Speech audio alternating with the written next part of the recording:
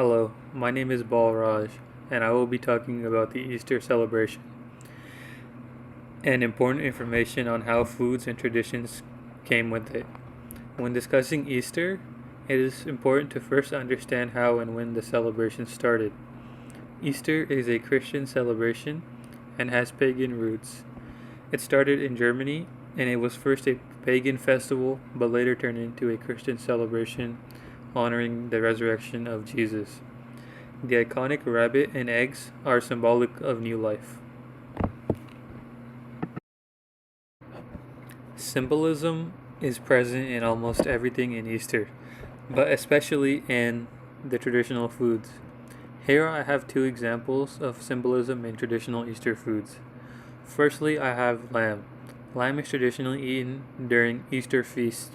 In Christianity, lamb represents Christ as both suffering and triumphant. It also symbolizes sweetness, forgiveness, and meekness. This is important because the celebration of Easter emphasizes prayer, and the symbolism in lamb shows that. The second picture I have is of hot cross buns. This is a traditional food during Easter, eaten during Easter, and the celebration of it symbolizes the cross that Jesus died on.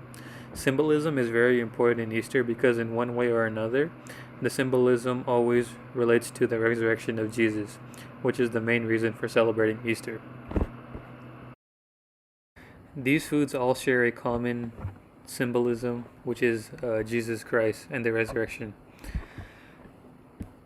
An important way to celebrate Easter is through prayer. It's important to see how Easter has changed over time.